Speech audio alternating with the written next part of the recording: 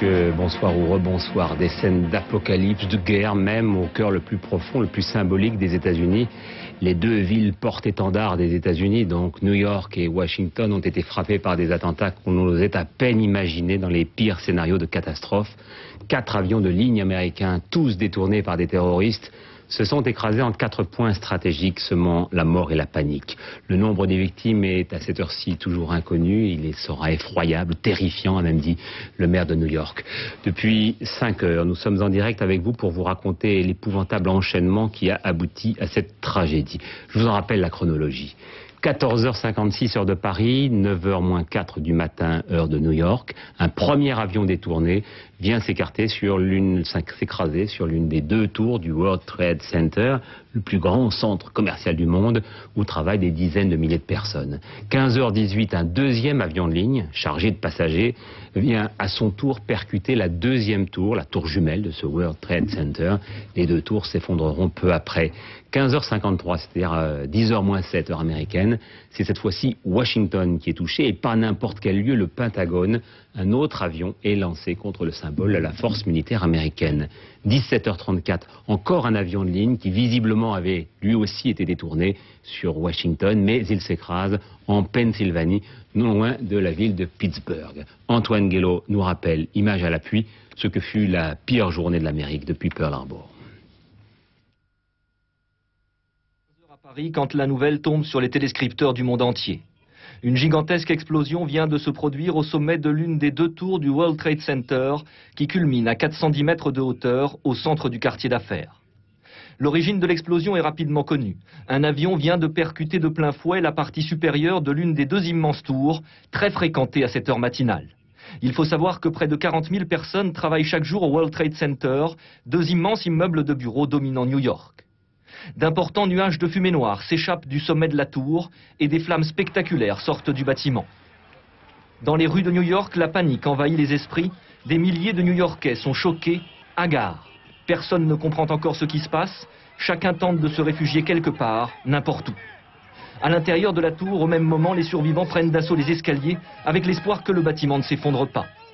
Les policiers et les pompiers partent au plus pressé, établissent un dérisoire périmètre de sécurité. Des dizaines de véhicules de secours arrivent sur place dans un déferlement de sirènes. L'impuissance se lit sur les regards, mais aussi le désespoir. Pourtant, le cauchemar n'est pas terminé. 18 minutes exactement après la première explosion, alors que les grandes chaînes de télévision américaines retransmettent la catastrophe en direct, un 2e avion, un gros avion de ligne, apparaît dans le ciel new-yorkais. Il se dirige tout droit sur la 2e tour du World Trade Center, qu'il traverse de part en part, dans un vacarme épouvantable, dans un grondement énorme, comme vous le voyez sur ces images ralenties. Des milliers de tonnes de débris vont tomber sur tout le quartier, sur les habitants de Manhattan, sur les centaines de sauveteurs accourus sur les lieux du drame. Un grand nombre d'entre eux sont blessés. La panique est à son comble. Au même moment, le travail des pompiers redouble d'intensité. Des dizaines de secouristes, un peu impuissants, vont monter à pied dans les buildings en flammes. Ils savent qu'un incendie dans un immeuble de 110 étages est quasiment impossible à éteindre. Ils savent que des tours menacent à tout moment de s'écrouler. Les policiers mobilisés s'efforcent d'organiser dans la précipitation les larmes et la peur, l'évacuation des habitants et des passants. Ils craignent maintenant l'arrivée d'un 3e avion. Tous les ponts et tous les tunnels reliant la presqu'île de Manhattan au reste de New York sont fermés. Le chaos s'installe.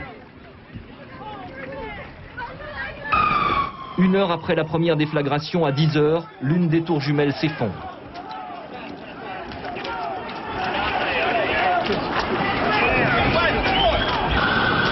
Le quartier est plongé subitement, brutalement dans la poussière, les débris et la fumée.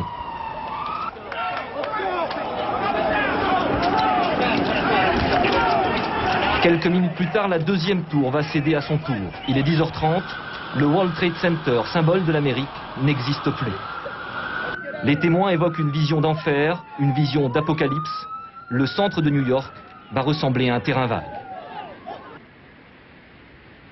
Les premiers blessés du double attentat arrivent par centaines dans les hôpitaux de la ville. Des centaines de personnes brûlées de la tête aux pieds. Le maire de New York évoque un nombre terrifiant de victimes. La ville est recouverte de cendres et de poussière. 25 000 personnes se trouvaient dans les bâtiments au moment des attentats. Aussitôt après, l'espace aérien américain était entièrement bouclé. Il n'était plus possible d'atterrir ou de décoller, alors qu'il est une cinquantaine d'avions sont encore dans les airs parce qu'ils étaient déjà partis, mais ils ne posent aucun problème apparent, viennent de dire les autorités. Celui du président Bush a décollé de Floride où il se trouvait, mais finalement il n'a pas atterri à Washington, il s'est posé en Louisiane. Le maire de Washington, de son côté, décrétait il y a quelques minutes l'état d'urgence dans la capitale, et puis celui de New York, un peu plus tôt, faisait évacuer la partie sud de Manhattan. Il faut dire que la panique était à son comble. Nicolas Escoulan. Les tours jumelles s'embrassent à peine et déjà la panique s'empare des larges avenues de New York. Les employés qui se rendaient à leur bureau ont tout juste le temps de prendre la fuite. Ceux qui sont déjà prisonniers du World Trade Center en feu tentent dans un geste désespéré de sauter, parfois du 80e étage. Les passants effrayés cherchent par tous les moyens à quitter le quartier, déjà bouclé par la police. Mais lorsque la tour sud du World Trade Center s'effondre, le cauchemar que vivent les New-Yorkais prend une toute autre dimension. En quelques secondes, le mastodonte percuté par un avion de ligne se referme sur ses occupants comme un gigantesque cercueil de verre, d'acier et de béton. Les passants et les occupants des immeubles des alentours qui n'ont pas péri dans l'effondrement s'étouffent, car en quelques minutes, un épais nuage de poussière envahit le sud de Manhattan. Les pompiers mettent en place des postes médicaux avancés sur le trottoir, alors que les premiers secours s'improvisent, et un peu partout la même bousculade. Une cohue qui complique très rapidement la tâche des ambulanciers et des pompiers. Il est impossible pour le moment de déterminer le nombre des victimes de l'attaque terroriste qui a frappé New York puis Washington. Mais les explosions, la panique et surtout l'heure du drame laissent déjà présager le pire. Et il faudra certainement parler de milliers de victimes, puisque rien que sur les 4 avions, pour l'instant, il y a un certain nombre de centaines de victimes qui sont déjà comptabilisées. Alors on a vu sur ces images qu'il y avait évidemment une grande panique, davantage encore dans les hôpitaux. Alain Hamar a collecté un certain nombre de témoignages de gens qui ont vécu ce drame. Après les premiers moments de stupeur et d'horreur, les forces de l'ordre bouclent un large périmètre autour du World Trade Center, fermant l'accès au sud de Manhattan. Les témoignages recueillis par les caméras des télévisions américaines sont impressionnants. Des dizaines de personnes auraient été vues en train de sauter des fenêtres des 2 tours. Je regardais le feu et j'ai vu des gens tomber des fenêtres. C'était terrifiant. J'ai entendu une énorme explosion, tout s'est assombri, ça n'était pas de la neige. Je me suis retourné, ça venait du bâtiment et c'était un vrai cauchemar. Je descendais la 6e avenue, des gens remontaient la rue très vite. Je lève la tête et je vois la tour qui s'effondre. Tout le monde s'arrête et hurle. Et au même moment, un pompier me dit que le Pentagone venait aussi d'être touché. J'allais prendre mon métro pour aller à mon bureau et donc à ce moment-là, la première tour était en feu avec des flammes et de la fumée. C'était vraiment incroyable à voir. Et à ce moment-là, j'ai vu un deuxième avion, un genre de Falcon. C'était vraiment un jet qui est arrivé. Donc je me suis dit, il doit être rempli d'eau et il va essayer d'éteindre les flammes. Mais en fait, pas du tout. Il est arrivé dans à peu près aux 3/4 de la deuxième tour. Et à ce moment-là, il y a eu un crash incroyable. Tout a volé en éclats. On voyait encore les éclats blancs de l'avion qui volaient comme des confettis, et à ce moment-là, la deuxième tour a pris feu, et tout ça s'est embrasé, et tous les New-Yorkais étaient en train de voir ça. Enfin, c'était vraiment incroyable, ça faisait froid dans le dos. L'effondrement des 2 tours a provoqué des vagues de panique dans les rues avoisinantes. Des milliers de personnes recouvertes de cendres et de débris, certains blessés, couraient dans les rues en direction du nord. Un grand boom. Je descends les marches, tout allait bien jusqu'à mon arrivée au sous-sol. Nous avons été pris au piège avec un autre type et on a été touché à la tête. Nous avons réussi à sortir des décombres. On s'en est bien tiré finalement. D'autres poussaient des cris d'effroi, d'autres encore étaient en pleurs.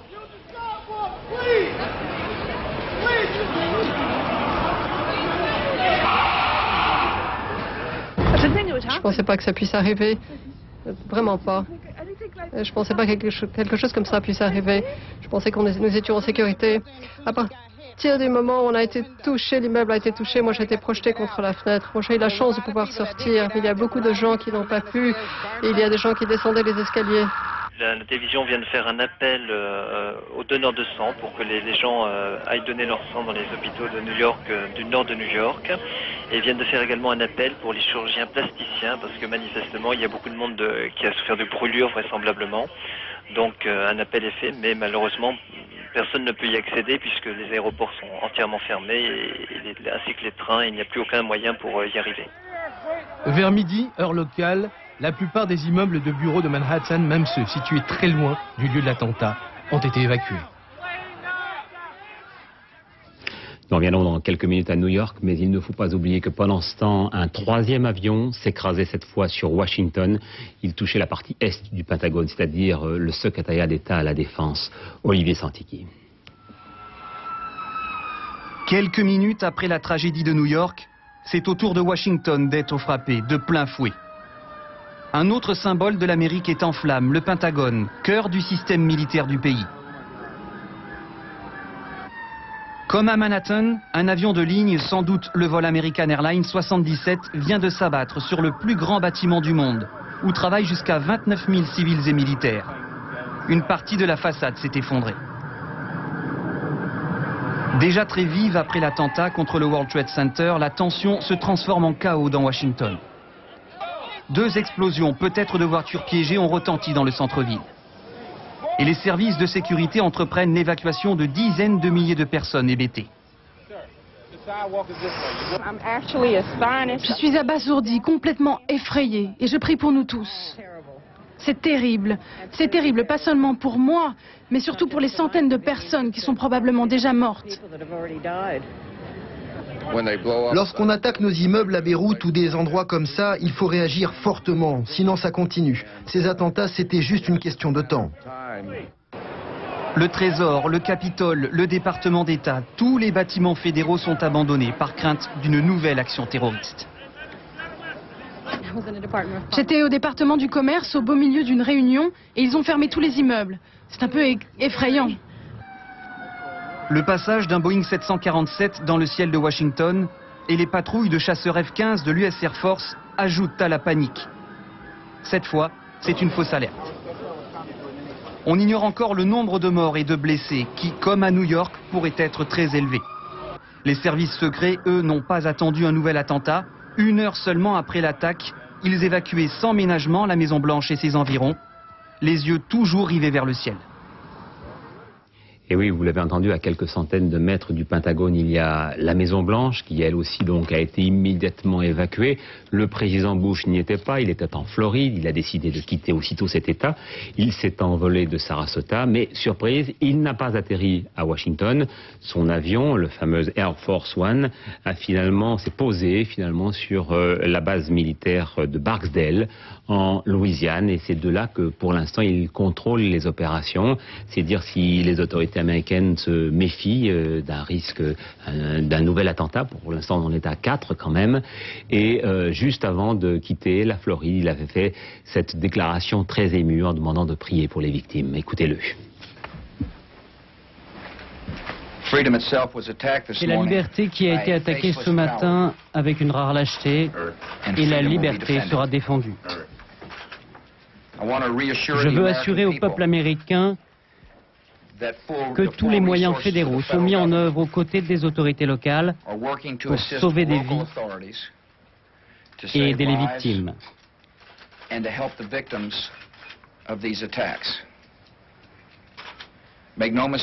Mais attention, les États-Unis pourchasseront et puniront les auteurs de ces actes lâches.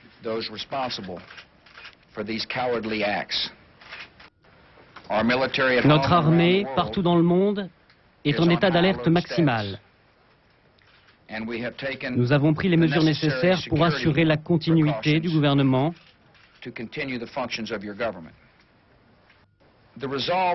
La résolution de notre grande nation est mise à l'épreuve. Mais pas de malentendu, nous montrerons au monde entier que nous la surpasserons. Dieu vous bénisse. Le World Trade Center, on l'a dit, est le symbole de la puissance financière américaine. Ce complexe est le plus grand centre commercial du monde, avec 7 bâtiments, dont ces 2 tours jumelles où passent chaque jour entre 20 et 40 000 personnes. Mathilde Pasinetti. Les tours jumelles, construites en 1973 face à la Statue de la Liberté, symbolisaient la toute-puissance économique des États-Unis. Ces 2 tours d'acier et de béton, hautes de 400 mètres, abritaient les plus grosses sociétés de bourse du monde. 110 étages, 240 ascenseurs, un centre commercial sans compter sa terrasse panoramique chère aux touristes. Le World Trade Center accueillait chaque jour plus de 150 000 personnes, employés et visiteurs. Véritable ville au sud de Manhattan, les 2 tours jumelles se sont effondrées aujourd'hui à une demi-heure d'intervalle. La peur d'un incendie dans une tour a inspiré plusieurs films catastrophes, mais cet après-midi, la réalité a cruellement dépassé la fiction. L'intervention des secours a été dérisoire au regard de l'étendue du drame. Fabrice Collaro. Un camp d'entraînement en Afghanistan aux écoles des martyrs du djihadisme. Pardon, c'est une petite erreur. Vous devriez voir un sujet d'Axel Girard. Donc sur l'entraînement des sections terroristes qui tentaient de s'en prendre depuis déjà assez longtemps aux intérêts américains. Je vous propose de revoir très précisément, puisqu'il faut rester sur cet aspect technique du bâtiment, ce qui peut se passer dans une tour devenue tour infernale. Fabrice. Avec leurs 410 mètres, ces 2 tours jumelles du World Trade Center dépassaient la hauteur de notre tour Eiffel de 100 mètres et étaient parmi les plus élevées du monde. Car cet après-midi, l'une après l'autre se sont effondrées sur elles-mêmes, recouvrant de fumée et de poussière toute l'extrémité sud de l'île de Manhattan. Quelques 100 000 personnes y travaillaient chaque jour sur 110 étages. Elles étaient construites en acier lesté de béton et pesaient chacune 290 000 tonnes. Mais aucun matériau, aucun bâtiment comme ceux-ci ne peut résister à l'impact d'un avion. La chaleur de l'incendie qui en résulte dépasse en effet largement les 1000 degrés. Résultat, les poutres d'acier fondent, même le béton est attaqué et les structures porteuses ne résistent pas, tout s'écroule. Tous les immeubles de grande hauteur ne sont évidemment pas faits pour résister à un impact aussi violent. Ils sont dimensionnés essentiellement pour résister au vent, au séisme lorsque les régions sont sismiques, mais en aucun cas à des impacts aussi énormes. Des témoins présents au moment de l'explosion ont raconté avoir mis près d'1 heure pour descendre 52 étages, croisant au passage les pompiers qui n'ont d'autre moyen pour intervenir que de passer par l'intérieur. En France, en cas d'incendie sur un tel immeuble dit de grande hauteur, comme celui de TF1 par exemple, on isole l'étage concerné et on procède à son désenfumage avant d'attaquer le feu lui-même. La réglementation française impose que les niveaux, les étages soient étanches au feu pendant 2 heures. Le feu ne peut pas donc se propager aux étages supérieurs dans ses limites. Pour intervenir, les sapeurs-pompiers donc ont une méthode, c'est-à-dire qu'ils interviennent à l'étage en dessous, par les escaliers rejoignent l'étage sinistré et là attaquent le feu avec les moyens dont dispose l'immeuble, c'est-à-dire les colonnes humides. Problème, ces systèmes d'évacuation ne sont pas dimensionnés pour aspirer la fumée d'un sinistre sur plusieurs étages. Quant aux sirènes d'alarme, l'impact de l'avion a probablement coupé leur alimentation électrique. Mais de toute manière, malgré leur entraînement intensif, les pompiers seraient dans le cas d'aujourd'hui face à une situation exceptionnelle. La réglementation ne prévoit que le risque incendie. Le risque d'explosion est totalement écarté et à ma connaissance, aucun immeuble n'est prévu pour résister à des explosions. Enfin, rappelons qu'en 1945 déjà, alors qu'un épais brouillard recouvrait New York, un bombardier B-25 s'était écrasé sur le 79e étage de l'Empire State Building. 7 étages furent endommagés, 10 personnes tuées, et les pompiers luttèrent pendant de nombreuses heures pour éteindre l'incendie. Tout à l'heure, sur notre antenne, un pilote expliquait qu'il était impossible d'empêcher un avion fou de procéder à ces actes de guerre. Pourtant, les services de renseignement américains ont visiblement été pris de court et la défense antiaérienne est restée impuissante. Jean-Pierre Ferré. Dès que quelque chose d'anormal se passe dans le ciel, on le sait très vite. Les radars de défense et de contrôle aérien tournent 24 heures sur 24. 3 anomalies sont détectables sur l'instant. La première, lorsque l'écho d'un avion n'est pas identifié, c'est que l'électronique de bord de l'appareil ne renvoie pas le code qui doit s'inscrire sur l'écran radar et qui permet de reconnaître tel ou tel vol. La deuxième, c'est lorsque l'avion ne suit pas la trajectoire prévue par son plan de vol. Un plan déposé par le pilote avant chaque décollage et transmis au contrôleur aérien concerné. La troisième, enfin, c'est lorsque l'appareil ne répond pas aux appels radio. Une seule de ces 3 anomalies suffit à déclencher l'alerte. Chaque pays maintient en permanence au moins une patrouille d'avions de chasse prêts à décoller en moins de 5 minutes. Il s'agit d'abord d'aller voir ce qui se passe. Il peut s'agir d'un avion en détresse. Donc, les autorités aéronautiques américaines avaient décelé, c'est évident, les anomalies. Mais à l'heure actuelle, on ne sait pas si les chasseurs américains avaient pris l'air. Les choses se sont passées très vite. Les avions concernés effectuaient tous des vols intérieurs. Mais même si les chasseurs étaient prêts à intervenir, qu'auraient-ils pu faire? Ouvrir le feu pour abattre les avions suicides? Mais il faut répondre d'abord à 2 questions. Est-on prêt à sacrifier les passagers otages? Et où les débris vont-ils retomber? C'est une décision imprenable. En France, elle relève du président de la République et du Premier ministre. Les mesures de sûreté aérienne prévoient que le pilote peut aller jusqu'à la destruction. Et on l'instruit en vue d'appliquer, s'il le fallait, toutes les mesures. Une certitude cependant, dans un scénario d'apocalypse comme celui-ci, toute notion de rationalité ou d'humanité n'a plus de sens. À l'instant, le président Bush promet de pourchasser et de punir les auteurs de ces attentats. Le président Bush qui est donc, je vous le dis, toujours en Louisiane et qui pour l'instant décide des opérations de là-bas. Alors devant l'ampleur de ces frappes et la barbarie de l'acte, on pense bien sûr en premier lieu au terrorisme islamiste, qu'ils viennent du Proche-Orient ou d'Afghanistan. Axel Girard. D'un camp d'entraînement en Afghanistan aux écoles des martyrs du djihad islamique, en passant par les massacres du GIA en Algérie ou en France, difficile de cerner avec précision la nébuleuse islamiste terroriste. Un homme joue aujourd'hui un rôle pivot, peut-être même de chef d'orchestre, Oussama Bin Laden, à la fois financier, chef militaire et tête pensante. Son organisation, Al-Qaïda, est riche à milliards. Elle dispose d'une armée de 5000 hommes. Elle est surtout en relation avec une trentaine de mouvements islamistes radicaux partout à travers la planète. Des contacts mis en évidence en France. Ainsi, Rachid Ramda, le financier présumé des attentats de 95, était en relation avec Bin Laden. Pour les magistrats antiterroristes, ce n'est pas le seul exemple, loin s'en faut. Tous ces groupes-là ont quand même des connexions. On a bien vu au travers de nos dossiers des gens qui vont s'entraîner, qui viennent des Philippines, d'autres qui vont en Tchétchénie. On sait que des Philippins, des gens de Tchétchénie et d'autres pays encore vont s'entraîner dans les camps d'Afghanistan. Alors, ces commandos islamistes, s'ils sont derrière ces attentats, ont-ils pu agir seuls? Pour les spécialistes du terrorisme, rien n'est moins sûr. Moi, je pense que c'est une opération de service qui ressemble à un terrorisme d'État, sans accuser personne, mais qui a probablement donné ses moyens militaires, ses moyens de service de renseignement, ses moyens techniques à des groupes terroristes kamikazes qui ont opéré sur place. Des relations entre États et mouvances islamistes qu'il va maintenant falloir analyser pour tenter de comprendre. Même si personne n'a encore revendiqué ces attentats suicides, les Palestiniens n'ont pas caché leur satisfaction, bien que Yasser Arafat ait exprimé toute sa compassion vis-à-vis de l'Amérique. Et certains Palestiniens ont descendu dans la rue pour crier leur joie. Et du côté des autorités arabes, le ton est donc, je vous le rappelle, à la condamnation. Corinne Lalo. À Gaza, le président palestinien Yasser Arafat a fermement condamné les attentats. J'adresse mes condoléances, les condoléances du peuple palestinien au président Bush et à son peuple pour cet acte terrible. Nous sommes complètement choqués, c'est incroyable. À Gaza également, le chef spirituel de l'organisation islamique Hamas dément toute implication, mais explique que les États-Unis devaient s'attendre à ce genre de problème, car ils sont eux-mêmes responsables de beaucoup d'injustices dans le monde. Ils subissent donc à leur tour ce que d'autres subissent par leur faute. Au Liban Sud, les réfugiés palestiniens ont quant à eux salué avec joie les attentats aux États-Unis.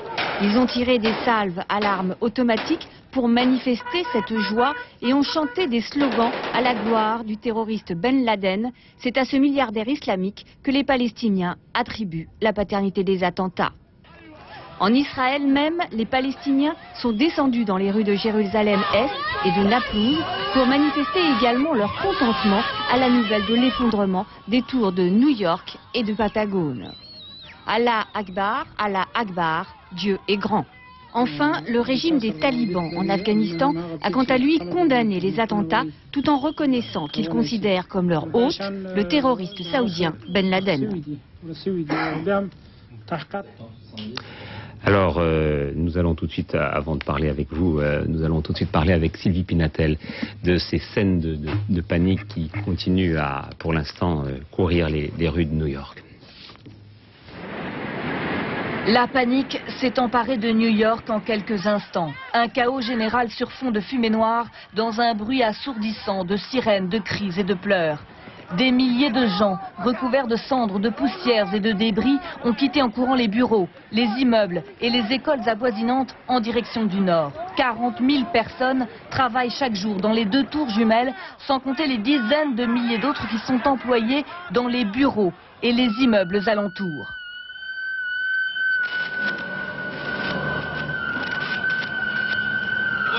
Ils ont dit d'aller au nord. Mais qu'est-ce qui se passe? Eh mec, tout a explosé, je ne sais pas. Je suis descendu, je suis vivant. J'espère que ma femme aussi. Les parents qui avaient déposé peu de temps avant leurs enfants à l'école sont revenus affolés les récupérer. Chacun tentait de joindre ses proches par téléphone, en vain, tous les réseaux ayant apparemment disjoncté. Au carrefour, les policiers tentent de faire la circulation entre les piétons et les véhicules. Ambulances et camions de pompiers circulant, sirènes hurlantes. Le maire de New York a demandé à ses habitants de quitter le sud de l'île de Manhattan en bon ordre. Je demande instamment aux New-Yorkais de garder leur calme, a-t-il dit. Peine perdue, c'est bien le chaos qui règne ce matin à New York.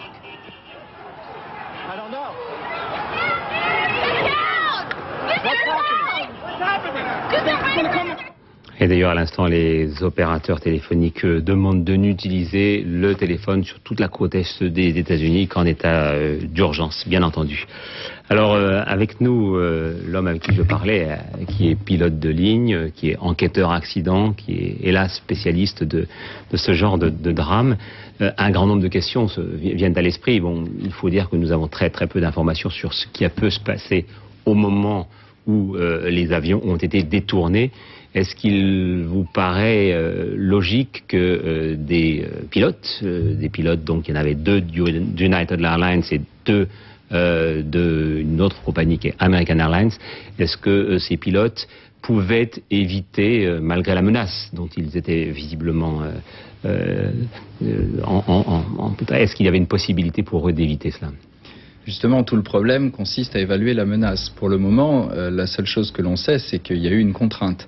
On ne sait pas quelle est la nature de cette contrainte. On ne sait pas s'il y avait un ou plusieurs hommes dans le cockpit. Ni le nombre, effectivement, de personnes mal intentionnées présentes à bord, ni les moyens dont ils disposaient. Ce qu'il y a de certain, c'est qu'un pilote n'emmènera pas son avion contre un immeuble.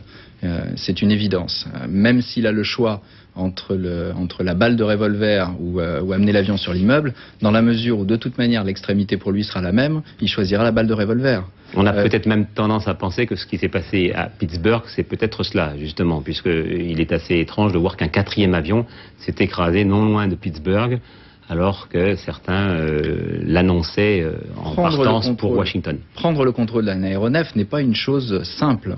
Il faut avoir accès au poste de pilotage, il faut se débrouiller pour ne pas être gêné, parce que même si des passagers ne sont que des passagers, ceux-ci peuvent très bien intervenir pour aider l'équipage. Ça s'est vu lors de la tentative de détournement de British Airways à Nairobi, où les passagers sont venus en aide à l'équipage pour essayer de sortir la personne du poste de pilotage et qui créait la perturbation.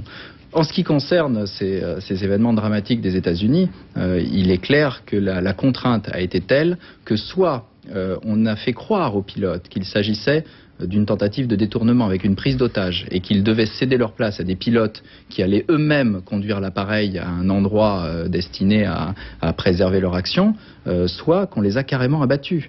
À mon avis, la première hypothèse, c'est-à-dire de faire croire que on change d'équipage pour faciliter les choses, a effectivement contraint les pilotes à accepter cette situation plutôt que voir l'avion se détruire immédiatement, soit sous la menace d'une bombe, soit sous la menace de la destruction des instruments de bord. Oui, et rappelons que les attentats ont eu lieu à parfois à quelques quarts d'heure, parfois une demi-heure de différence, donc il y avait encore la possibilité, j'imagine, dans le cockpit, d'entendre des conversations avec le sol.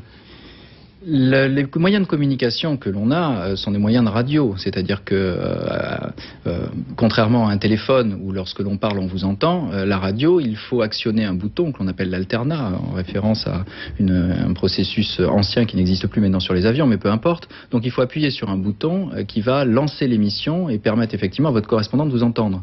Donc je ne pense pas que les pilotes aient pu bloquer ou avoir le temps de bloquer un de ces boutons dont la fonction principale est justement de ne jamais se bloquer pour éviter les pertes de contact. Donc je pense que si l'on a des informations sur ce qui s'est passé, ce sera par l'intermédiaire de l'enregistreur de cockpit, qui lui va enregistrer la dernière demi-heure ou les dernières 2 heures sur les avions récents et permettra effectivement de savoir ce qui s'est passé au sein de ce poste de pilotage. Il est certain que dans la mesure où l'action se terminait par un fait excessivement marquant, les pirates ne se sont vraisemblablement pas cachés de leur acte durant cette demi-heure ou ces 2 heures. Et ce qui veut dire qu'on le saura. Et si c'est la deuxième hypothèse qui est retenue, à savoir des pilotes qui auraient donc été froidement abattus par des terroristes, il faut que ce soit quand même des terroristes qui sachent piloter des avions. Piloter un avion lorsqu'il est en l'air, et si l'on n'exige pas de précision, là, ni de rigueur... Si, puisqu'il y avait 2 tours et le Pentagone. Oui, quand je parle de précision, oui. Il ne s'agit pas de précision de cible, parce qu'en fait c'est une précision qui est assez grossière. Il s'agit de précision de tenue de paramètres, de vitesse, d'altitude, etc. Ça c'est un exercice de style que seuls des pilotes peuvent pratiquer. S'il s'agit simplement de diriger un avion kamikaze sur un immeuble, ça demande un entraînement relativement sommaire que les Japonais eux-mêmes ont déjà pratiqué dans un temps très court. On apprenait à ces pauvres pilotes à peine à manœuvrer leur avion pour aller se jeter sur les bateaux américains. Cela dit, là où effectivement il y a une difficulté, c'est dans l'organisation de cette chose. Rendez-vous compte, 4 avions différents au même moment, avec un chronométrage quasi parfait, 18 minutes sur 2 avions différents sur une cible de quelques dizaines de mètres. Ça veut dire que la préparation a été énorme, que l'organisation a été énorme, que les moyens ont été énormes, tant des moyens de détournement des mesures de sûreté en vigueur, mais aussi des moyens très certainement d'armement, de matériel, vraisemblablement des complicités, ça n'a pas pu se faire sans. Et donc le nombre de personnes qui ont été concernées par cette opération est vraisemblablement gigantesque. C'est la raison pour laquelle justement je me tourne maintenant vers Ulysse Gosset qui est en direct avec nous. Ulysse, évidemment, quand on entend François Grangier, spécialiste des accidents aériens, quand on regarde la chronologie, on se pose cette question. Il y a dû avoir derrière tout cela une formidable organisation, donc de très nombreuses personnes qui visiblement n'ont pas été identifiées ni repérées par les services secrets américains.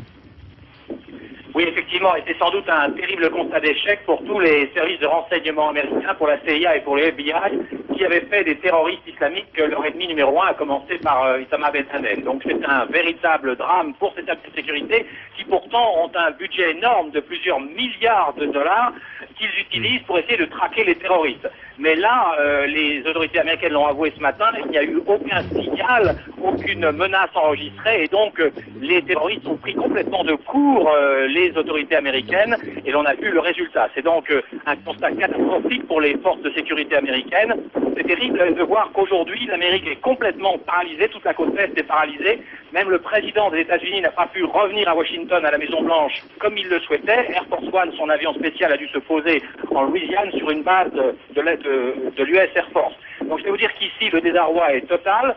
On imagine que les conséquences vont être assez rapides pour les responsables des services de renseignement, mais en même temps, en dépit des milliards de dollars dépensés, l'Amérique savait qu'elle était sous la menace de tels attentats et qu'un jour ou d'autre, compte tenu de la détermination des commandos suicides, eh bien peut-être l'un d'entre eux réussirait à pénétrer aux États-Unis. Il faut dire qu'il y a régulièrement des arrestations à la frontière canadienne en particulier de ressortissants qui viennent du Moyen-Orient ou d'Afrique du Nord même. On a parlé d'Algériens ou d'Afghans qui ont été arrêtés par les policiers du FBI Alors de temps en temps, certains complots sont déjoués, et puis il y a d'autres moments où malheureusement, eh bien, des terroristes passent les mailles du filet qui s'est pourtant resserré terriblement ces dernières années et commettent des attentats en plein cœur de l'Amérique, à New York et à Washington. Merci beaucoup Ulysse et pardon pour ce léger décalage entre le son et l'image, mais vous imaginez bien que les liaisons, les transmissions sont particulièrement perturbées en ce moment. On l'a entendu avec Ulysse Gosset, le milliardaire islamiste Oussama Ben Laden avait menacé récemment de frapper les intérêts américains. On pense même qu'il y a 3 semaines, il avait annoncé une action de très très forte envergure, même si les talibans qui l'abritent en Afghanistan ont dit tout à l'heure qu'ils n'étaient pas impliqué, il a les moyens de ses attaques et il a déjà prouvé sa force de frappe. Marine Jackman. Derrière l'apparence trompeuse d'un grand bédouin se cache pour les Américains le diable en personne, Oussama Ben Laden. Sa tête est mise à prix par le FBI, 5 millions de $, mais l'homme compte sur la protection d'Allah et plus encore sur celle des talibans pour défier l'Occident. D'où vient le mécène du djihad mondial? Ben Laden est né à Riyad il y a 44 ans dans une riche famille saoudienne. Ce milliardaire fondamentaliste s'engage très tôt en Afghanistan contre les soviétiques dans la guerre sainte, la guerre des Moudjahidines, qui a d'ailleurs le soutien total de la CIA, ses filières d'armes et même ses missiles, dans des bases à la frontière du Pakistan où s'entraîneront des générations d'extrémistes. Après le retrait soviétique en 89, Ben Laden, devenu héros de la résistance afghane, revient en Arabie très radicalisé. Il se forge alors une haine féroce contre les Américains qui se sont installés dans la région à la faveur de la guerre du Golfe et qui n'en partiront plus. On le retrouve à Khartoum en 92, le Soudan intégriste, où il finance déjà des camps de terroristes selon la CIA. Il est déchu de sa nationalité saoudienne. Devenu hors la loi, il est alors le principal suspect dans des dizaines d'attentats, principalement contre les intérêts américains. Mais sa plus belle bataille, il la livre en août 98 dans les ambassades des États-Unis au Kenya et en Tanzanie, 224 morts. Il est aussi responsable de l'attentat contre le destroyer américain USS Cole au Yémen, 17 morts. Depuis, il obsède les services secrets de la planète. On croit le voir partout, en Tchétchénie, en Malaisie, aux Philippines. Son ombre se profile derrière tous les groupes terroristes, Abu Sayyaf, les GIA. Mais au-delà de ces réseaux, le plus préoccupant concerne l'arsenal d'Oussama Ben Laden, réfugié et surprotégé dans l'Afghanistan des talibans avec une fortune estimée à des milliards de francs. Le banquier de la guerre sainte, que l'on voit ici mariant son fils en février dernier, pourrait menacer le monde selon des sources très informées d'une attaque biologique, voire d'une explosion nucléaire. En quelques années, l'homme est devenu pour des millions de musulmans, Oussama le rebelle, l'emblème de leur résistance. L'ampleur de cette attaque est sans précédent, mais ce n'est pas la première fois que des intérêts américains aux États-Unis ou à l'étranger sont visés. Pierre Baretti. Le premier grand attentat anti-américain a lieu à Beyrouth au Liban. Il détruit le 17 avril 83 l'ambassade des États-Unis. Le bilan est lourd, 63 morts, 100 blessés. Toujours à Beyrouth, le 23 octobre 83, un camion suicide explose à l'intérieur d'une caserne de Marines. Là, 239 soldats américains sont tués. 5 ans plus tard, le 21 décembre 88, au-dessus de l'Écosse, un Boeing de la Pan Am assurant la liaison Londres-New York est détruit par une bombe. Cet attentat libyen tue 270 passagers au total. Puis à New York, le 26 février 93, une déflagration ébranle le World Trade Center. Une camionnette jaune contenant 400 kg de plastique explose dans la rampe d'accès d'un parking. La bombe fait 6 morts et plus de 1000 blessés. L'Amérique, qui se croyait à l'abri, découvre la panique avec l'évacuation ce jour-là des tours et de 50 000 personnes. Et les enquêteurs du FBI révéleront 3 mois plus tard que l'immeuble des Nations Unies, 2 tunnels et le pont George Washington figuraient également sur la liste, sur la cible des fondamentalistes égyptiens qui sont les poseurs de bombes. Mais le nom du cerveau de l'attentat demeurera inconnu du grand public. 18 agences fédérales de renseignement, du FBI à la CIA, sont mises à contribution pour que le sanctuaire américain du territoire demeure inviolable. Mais 2 ans plus tard, à Oklahoma City, un bâtiment du FBI est frappé par une voiture piégée. Le bilan de l'explosion du 19 avril 95 est finalement de 165 morts, dont 19 enfants, qui se trouvaient dans la crèche du bâtiment, et de 467 blessés. L'auteur de ce massacre s'appelle Timothy McVeigh. L'homme n'est pas lié à un groupe terroriste. Cet homme est un vétéran de l'armée. Il voulait frapper l'opinion publique américaine et l'administration Clinton, qui réglementait alors les ventes d'armes à feu. Hors du territoire américain, cette fois-ci, beaucoup plus loin, au Proche-Orient, c'est à Dharan, en Arabie Saoudite, devant la base américaine militaire, qu'un camion piégé explose. La charge de dynamite tue 19 GIs et fait au total 386 blessés. L'attentat sera revendiqué un peu plus tard par le djihad islamique. Et puis, le 7 août 98, presque simultanément, 2 bombes explosent au Kenya et en Tanzanie. Au Kenya, à Nairobi, c'est l'ambassade des États-Unis qui est visée. Là encore, un énorme camion piégé fait 247 morts, dont 12 diplomates américains, et blesse 1000 personnes. En Tanzanie, c'est la mission diplomatique américaine à Dar es Salaam qui est visée. L'engin tue 10 personnes et en blesse 80. Dans les 2 cas, une organisation islamique inconnue, Armée islamique pour la libération des lieux saints, revendique ces derniers attentats. Mais dans cette nébuleuse de groupuscules terroristes, seuls les services de renseignement savent réellement qui est responsable de quoi. Voilà donc pour les précédents qui touchaient directement les intérêts américains, mais il y a d'autres précédents, François Granger, qui touchent directement ce que vous avez vous-même connu, c'est-à-dire les avions. Il y a un antécédent très marquant, le 6 septembre 1970, où près d'une demi-douzaine de détournements ont été organisés de manière quasi simultanée sur plusieurs compagnies aériennes, dans plusieurs capitales. Le plus marquant a été le Boeing 747 de Paname à Amsterdam, qui a terminé en feu sur l'aéroport du Caire après avoir été détourné, ainsi que 2 autres qui ont conduit à une prise d'otages très importante et à l'échange de ces otages contre la libération de prisonniers. Donc à cette époque-là, déjà, il s'agissait d'une opération de très vaste envergure, parfaitement organisée, avec des cibles multiples et des gens ayant la même mission pour le même résultat. C'était il y a 30 ans et on espérait avoir jugulé le problème. Tous les aéroports américains ont été fermés, tous les vols transatlantiques annulés, plusieurs avions d'Air France ont même été déroutés ou ils ont fait demi-tour, ils étaient partis pour traverser l'Atlantique et finalement c'est tout le ciel européen qui est à son tour perturbé. Bénique Delfaux s'est rendu à Roissy. Plaqué au sol, depuis 15 heures heure française, plus aucun vol n'a décollé pour le territoire américain. Du côté des compagnies américaines, on se refuse à tout commentaire.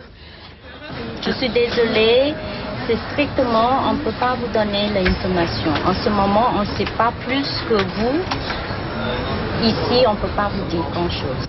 C'est aux alentours de 18 heures que l'aéroport s'anime. 7 vols ont été déroutés, les avions ont fait demi-tour en plein vol. Des passagers qui à cette heure devraient être arrivés aux États-Unis sont de retour en France. On ne nous a pas dit dans l'avion ce qui se passait. Pendant 1 heure, on n'a rien su. On nous a juste débarrassé notre plateau repas en urgence en nous annonçant des turbulences, mais il n'y en a pas eu. Et donc nous avons compris qu'il y avait un problème. C'était inquiétant. Ce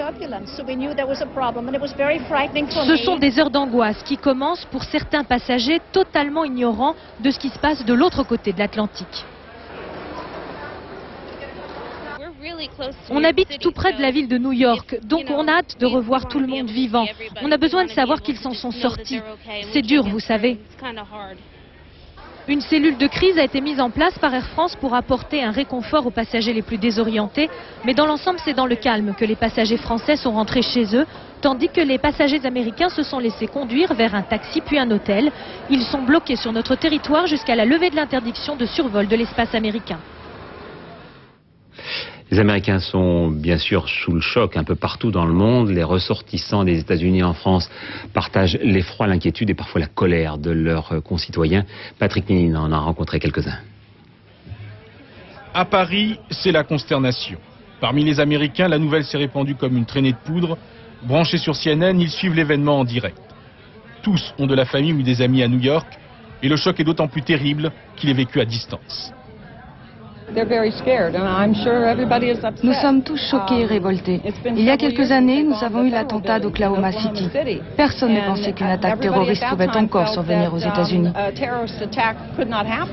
J'ai beaucoup de copains américains qui sont là-bas. On a passé toute la matinée à essayer de les appeler. Bon, il y a certains qui répondent, certains qui ne répondent pas. Bon, les communications sont surchargées et tout ça. C'est terrible. Je ne peux y croire. J'ai appelé la famille aux États-Unis.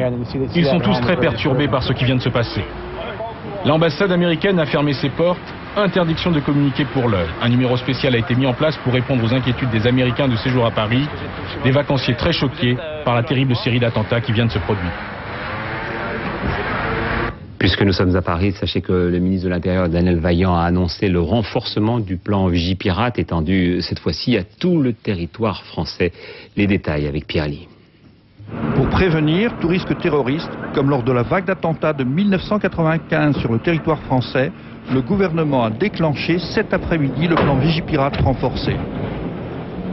Ce qui signifie la mobilisation de toutes les forces de sécurité et des forces armées pour assurer la protection et la sécurité des Français.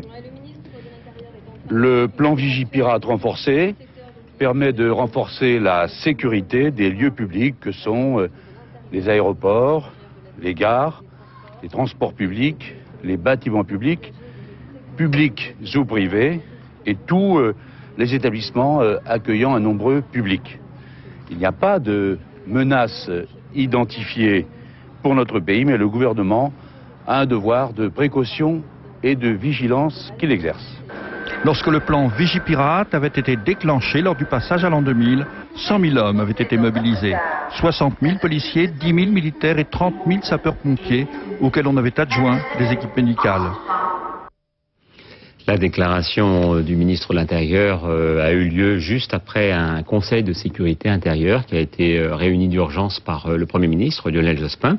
Autour de lui, il y avait également Alain Richard, le ministre de la Défense, et puis Jean-Claude Guessot, le ministre des Transports.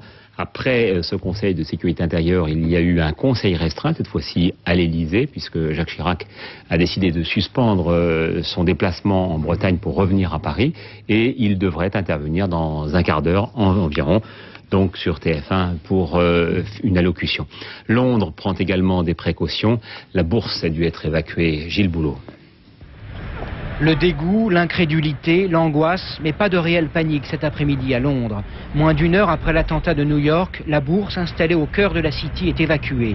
Les Anglais se ruent vers les kiosques à journaux et vers les pubs les plus proches pour regarder tétanisés les images de fin du monde retransmises par les chaînes britanniques. La direction a pris la décision de faire évacuer le bâtiment. Donc moi je travaille actuellement dans un bâtiment dans la City, dans une grosse boîte financière, et ils ont pris la décision de faire évacuer pour éviter tout risque potentiel. Je suis trop anéanti pour dire quoi que ce soit. Il y a tellement de gens qui ont été tués. Il y a vraiment des gens malades sur Terre. C'est terrible. Rien ne justifie ça. On a appris la nouvelle et tout de suite on nous a demandé d'évacuer. Tous les bâtiments officiels, les ambassades et en particulier celles des États-Unis sont sous protection maximale. Entre-temps, Tony Blair, décomposé, s'est adressé au pays, promettant de pourchasser les coupables avant de s'enfermer à Downing Street avec ses ministres. C'est le boulot que nous retrouvons en direct de Londres. Donc, on a bien vu que la solidarité, évidemment, de Tony Blair avec George Bush était totale. On a vu aussi qu'il y avait de très fortes inquiétudes. Oui, il y a de très fortes inquiétudes et puis il y a des informations assez précises. Vous savez qu'à Londres, les milieux islamistes sont très connus. Ils ont vraiment la parole extrêmement libre selon une tradition britannique bien ancrée. Et ce qui a fait froid dans le dos aujourd'hui, cet après-midi, c'est ce qui est un peu plus qu'une rumeur et pas tout à fait une information. C'est le témoignage d'un journaliste arabisant très connu ici à Londres qui dirige un journal également arabophone qui s'appelle Al-Quad. Et ce journaliste, ce rédacteur en chef qui habite à quelques hectomètres d'ici, a témoigné en expliquant que Ben Laden et ses hommes lui avaient expliqué il y a 3 semaines qu'ils préparaient une vengeance, un acte sans précédent contre les intérêts américains aux États-Unis. Alors évidemment, ce pourrait être une revendication de plus, mais ce qui crédibilise le témoignage de ce journaliste, c'est le fait qu'ils connaissent intimement Ben Laden. Il y a très peu de journalistes au monde qui connaissent vraiment Ben Laden. Or, lui le connaît, il l'a rencontré, il l'a interviewé en Afghanistan. Il précise également des choses qui, là encore, font froid dans le dos. Il précise que le montant d'argent dont dispose Ben Laden est tellement important qu'il a pu entraîner certains de ses hommes au pilotage d'avions commerciaux. Et il échafaude à partir de là un scénario qui serait que les avions auraient été détournés, que des pilotes kamikazes appartenant au camp de Ben Laden auraient pris les commandes de ces avions pour ensuite les faire s'écraser ou au Pentagone ou le long donc de la façade des 2 tours du World Trade Center. L'information bien sûr nécessite confirmation, mais je pense que dans les heures qui viennent, peut-être aurons-nous quelques éléments qui permettront peut-être de faire la part des choses. Je voulais en tout cas vous en faire part ce soir. C'est donc la déclaration d'un de nos confrères qui dit tenir ces déclarations d'Ousmane Ben Laden il y a à peine 3 semaines et qui avait donc annoncé, Gilles, visiblement, ces attentats. Des attentats d'ailleurs... Oui, oui, je vous en prie.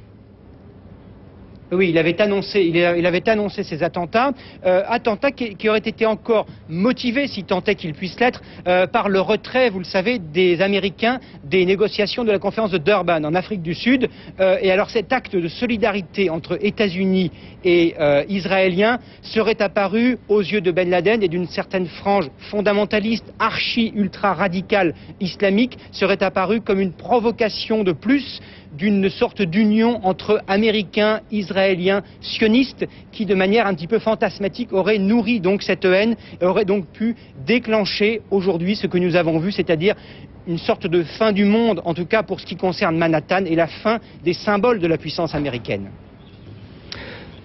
Voilà, et il faut dire que d'ailleurs un certain nombre d'officiels, à l'instant un sénateur américain semble aller vers cette piste Ben Laden. Les attentats pourraient porter la marque de Ben Laden.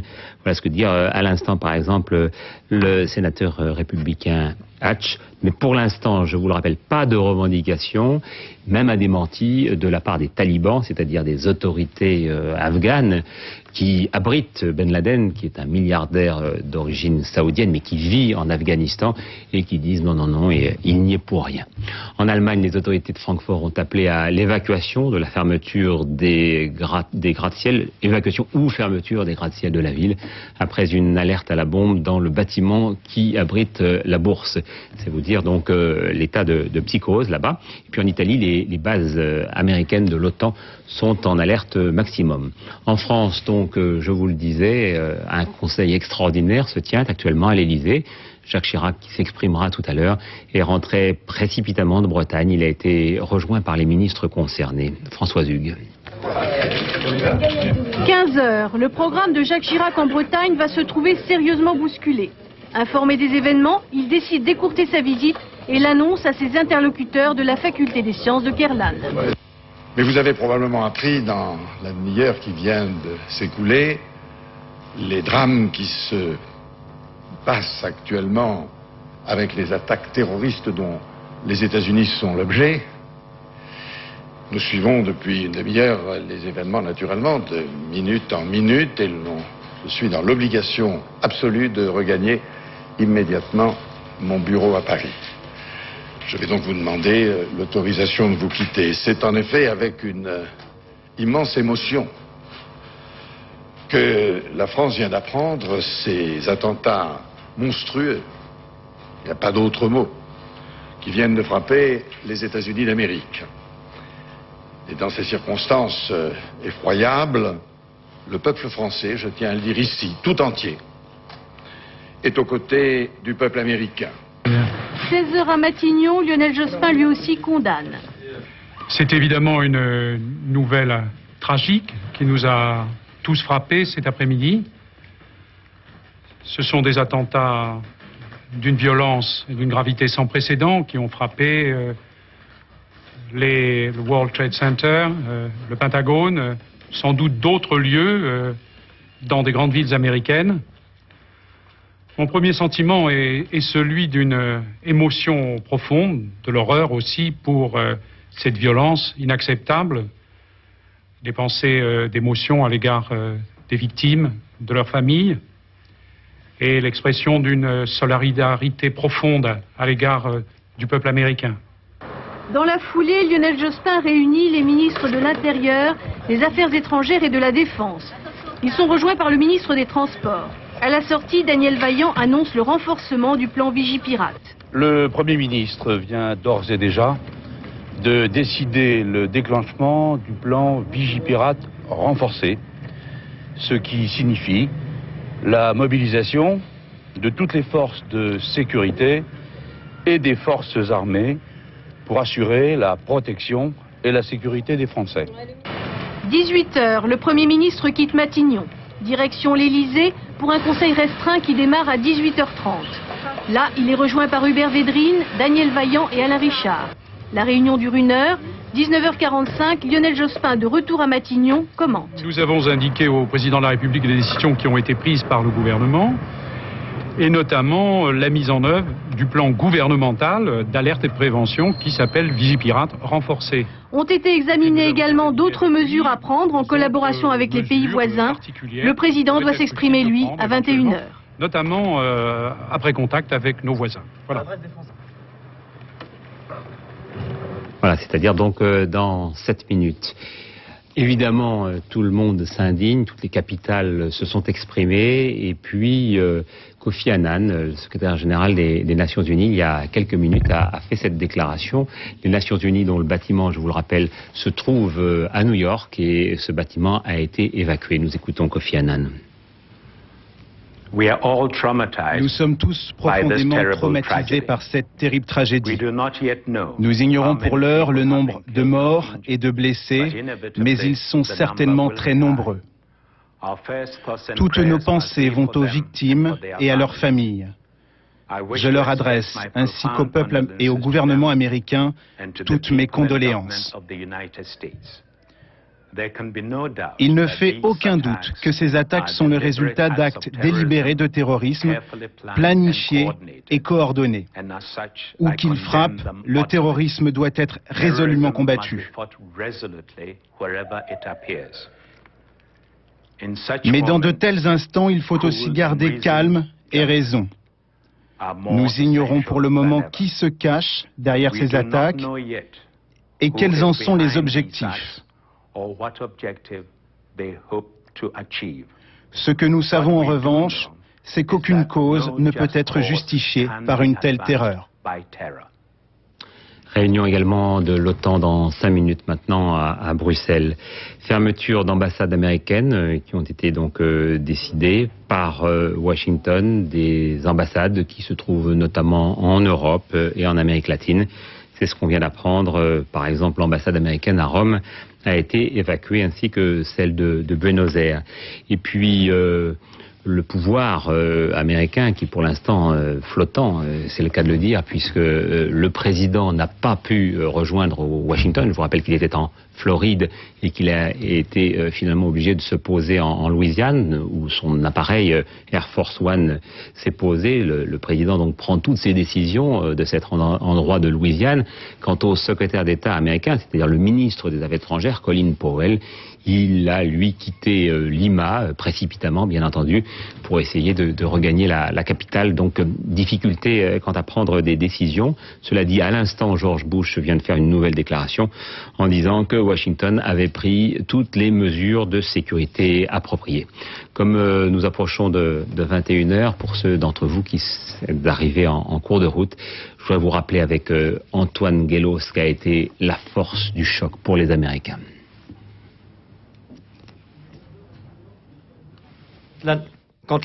Il est 9h à New York, 15h à Paris quand la nouvelle tombe sur les téléscripteurs du monde entier. Une gigantesque explosion vient de se produire au sommet de l'une des 2 tours du World Trade Center qui culmine à 410 mètres de hauteur au centre du quartier d'affaires. L'origine de l'explosion est rapidement connue. Un avion vient de percuter de plein fouet la partie supérieure de l'une des 2 immenses tours très fréquentées à cette heure matinale. Il faut savoir que près de 40 000 personnes travaillent chaque jour au World Trade Center, 2 immenses immeubles de bureaux dominant New York. D'importants nuages de fumée noire s'échappent du sommet de la tour et des flammes sortent du bâtiment. Dans les rues de New York, la panique envahit les esprits. Des milliers de New-Yorkais sont choqués, hagards. Personne ne comprend encore ce qui se passe. Chacun tente de se réfugier quelque part, n'importe où. À l'intérieur de la tour, les survivants, au même moment, prennent d'assaut les escaliers avec l'espoir que le bâtiment ne s'effondre pas. Les policiers et les pompiers partent au plus pressé, établissent un dérisoire périmètre de sécurité. Des dizaines de véhicules de secours arrivent sur place dans un déferlement de sirènes. L'impuissance se lit sur les regards, mais aussi le désespoir. Pourtant, le cauchemar n'est pas terminé. 18 minutes exactement après la première explosion, alors que les grandes chaînes de télévision américaines retransmettent en direct la catastrophe, un deuxième avion, un gros avion de ligne, apparaît dans le ciel new-yorkais. Il se dirige tout droit sur la 2e tour du World Trade Center qu'il traverse de part en part dans un vacarme épouvantable, dans un énorme grondement, comme vous le voyez sur ces images ralenties. Des milliers de tonnes de débris tombent alors sur tout le quartier, sur les habitants de Manhattan, sur les centaines de sauveteurs accourus sur les lieux du drame. Un grand nombre d'entre eux est blessé. La panique est à son comble. Au même moment, le travail des pompiers redouble d'intensité. Des dizaines de secouristes un peu impuissants vont monter à pied dans les buildings en flammes, mais ils savent qu'un incendie dans un immeuble de 110 étages est quasiment impossible à éteindre. Ils savent que les tours menacent à tout moment de s'écrouler. Les policiers mobilisés s'efforcent d'organiser dans la précipitation les larmes et la peur, l'évacuation des habitants et des passants. Ils craignent maintenant l'arrivée d'un troisième avion. Tous les ponts et tous les tunnels reliant la presqu'île de Manhattan au reste de New York sont fermés. Le chaos s'installe. 1 heure après la première déflagration, il est alors 10 heures, l'une des tours jumelles s'effondre. Le quartier est plongé brutalement, subitement dans la poussière, les débris et la fumée.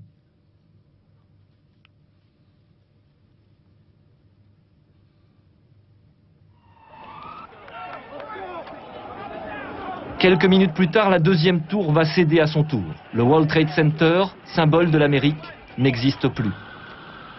Tous les témoins présents évoquent une vision d'enfer, une vision d'apocalypse. Le centre de New York ressemble à un gigantesque terrain vague.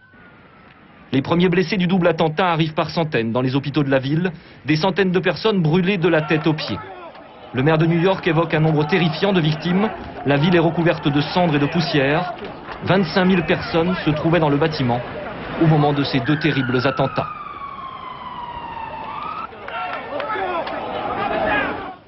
Voilà donc pour ce qui se passe au sol. Et puis évidemment, il y avait les avions, les 4 avions impliqués, les 4 avions qui se sont retrouvés avions suicides. Il y avait 266 personnes dans ces avions, 2 avions de 2 compagnies aériennes différentes, American et United, et ces 2 principales compagnies aériennes américaines ont confirmé tout à l'heure que ces 2 avions, donc chacun en tout 4 donc de leur ligne régulière, se sont écrasés, entraînant la mort de 266 personnes, très exactement 233 passagers, 25 membres d'équipage et 8 pilotes.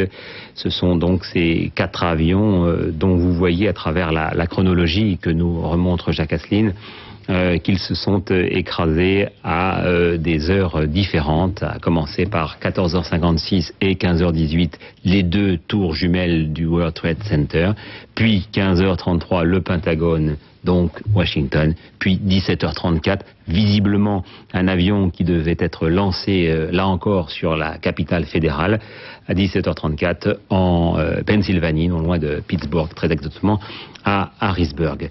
Nous allons entendre maintenant la réaction du maire de New York. Tout à l'heure, à l'instant même, Antoine Guello disait qu'il évoquait un bilan terrifiant. Il s'agit de Rodolphe Giuliani. Michel Scott. Aujourd'hui est évidemment l'un des jours les plus difficiles de l'histoire de cette ville et de ce pays. La tragédie que nous avons vécue et que nous continuons de vivre en ce moment même est quelque chose que nous n'aurions pu imaginer dans nos pires cauchemars. Toutes mes pensées vont aux innocentes victimes de cet acte terroriste, de ces actes de terrorisme si horribles et vicieux. Notre but maintenant est de nous concentrer sur le sauvetage du maximum de vies possibles. Nous avons des centaines de policiers et de pompiers engagés sur le terrain dans tout Manhattan en ce moment même. Et je veux remarquer ici la coopération et la collaboration des gardes nationaux et de toutes les équipes de secours possibles qui viendront soutenir nos policiers et nos pompiers dans les toutes prochaines heures.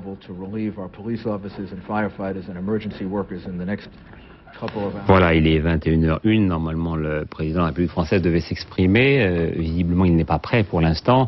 Nous allons donc nous rendre à Rome, Maurice Olivari, où on l'a vu, et je l'ai dit tout à l'heure, certaines bases de l'OTAN ont vu leur sécurité évidemment extrêmement renforcée.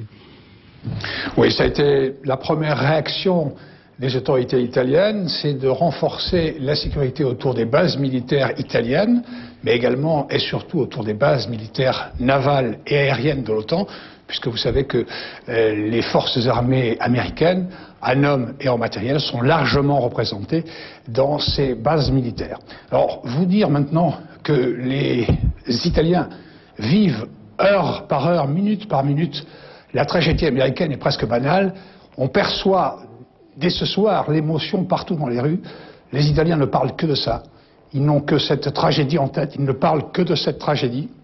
Ils vivent véritablement en direct, comme les Français, comme je pense la plupart des Européens cette tragédie. Et le dispositif de sécurité mis en place par les autorités italiennes renforce encore ce climat de peur, de tension ici en Italie. Merci Maurice.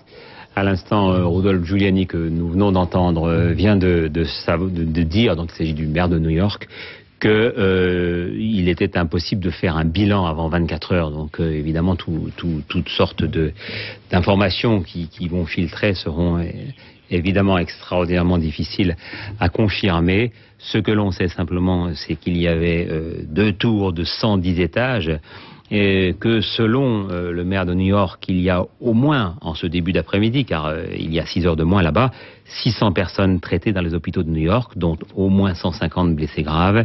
Et pour lui, 2000 sauveteurs sont déployés sur le terrain. Mais il est évident qu'il est extrêmement difficile d'avancer le moindre chiffre quant au bilan, quand on sait qu'il y a entre 10, 20, 40 000, selon les sources, 40 000 personnes qui se retrouvent chaque jour dans ces 2 tours, dont vous voyez sur ces images-là, qui sont des images d'archives datées d'il y a 3 à 4 heures, qu'il n'y avait déjà plus qu'une seule des 2 tours jumelles qui était encore debout.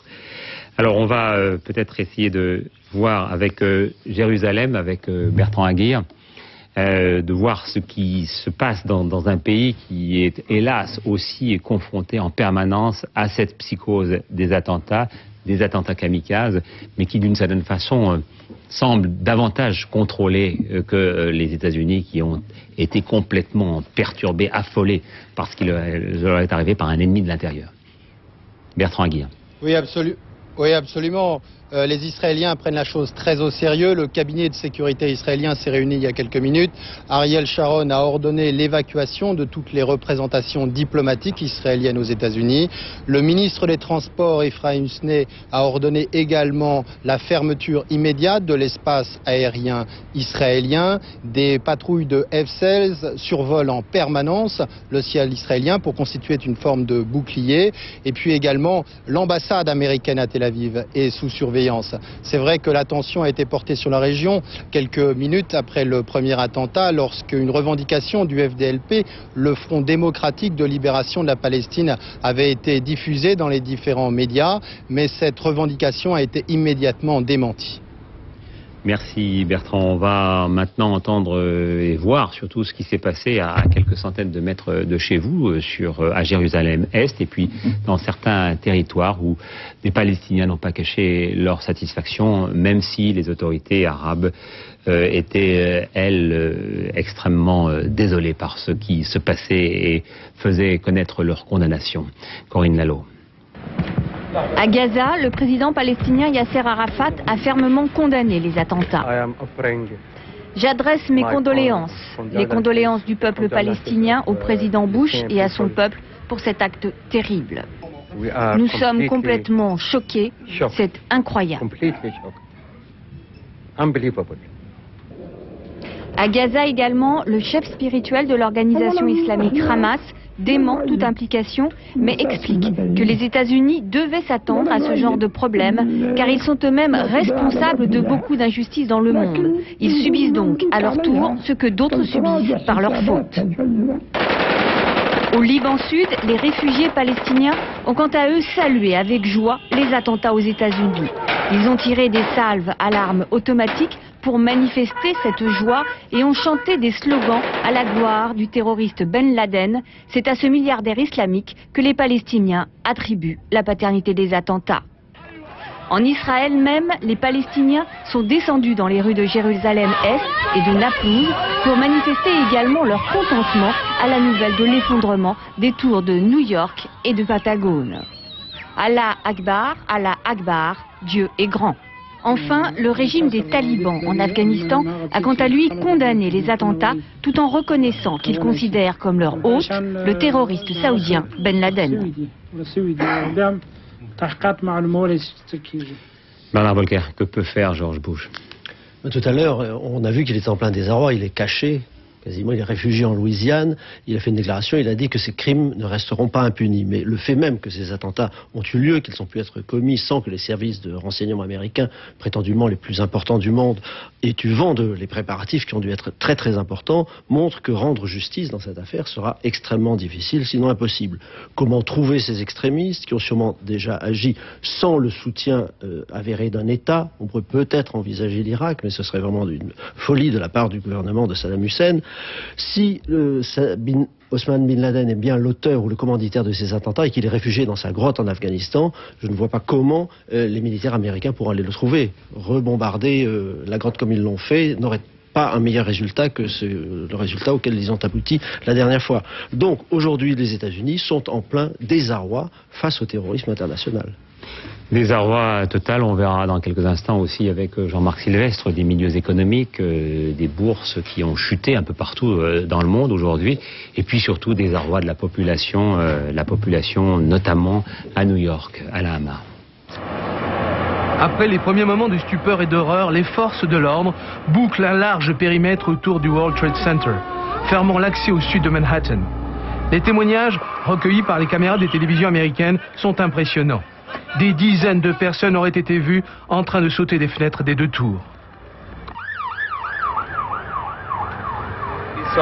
Je regardais le feu et j'ai vu des gens tomber des fenêtres. C'était terrifiant. J'ai entendu une énorme explosion, tout s'est assombri, ça n'était pas de la neige. Je me suis retourné, ça venait du bâtiment et c'était un vrai cauchemar. Je descendais la 6e avenue, des gens remontaient la rue très vite. Je lève la tête et je vois la tour qui s'effondre. Tout le monde s'arrête et hurle. Et au même moment, un pompier me dit que le Pentagone venait aussi d'être touché. J'allais prendre mon métro pour aller à mon bureau et donc à ce moment-là, la première tour était en feu avec des flammes et de la fumée. C'était vraiment incroyable à voir. Et à ce moment-là, j'ai vu un deuxième avion, un genre de Falcon. C'était vraiment un jet qui est arrivé. Donc je me suis dit, il doit être rempli d'eau et il va essayer d'éteindre les flammes. Mais en fait, pas du tout. Il est arrivé à peu près aux 3/4 de la deuxième tour. Et à ce moment-là, il y a eu un crash incroyable. Tout a volé en éclats. On voyait encore les éclats blancs de l'avion qui volaient comme des confettis, et à ce moment-là, la deuxième tour a pris feu et tout ça s'est embrasé. Et tous les New-Yorkais étaient en train de voir ça. Enfin, c'était vraiment incroyable, ça faisait froid dans le dos. L'effondrement des deux tours a provoqué des vagues de panique dans les rues avoisinantes. Des milliers de personnes recouvertes de cendres et de débris, certains blessés, couraient dans les rues en direction du nord. Un grand boom. Je descends les marches, tout allait bien jusqu'à mon arrivée au sous-sol. Nous avons été pris au piège avec un autre type et on a été touché à la tête. Nous avons réussi à sortir des décombres. On s'en est bien tiré finalement. D'autres poussaient des cris d'effroi, d'autres encore étaient en pleurs.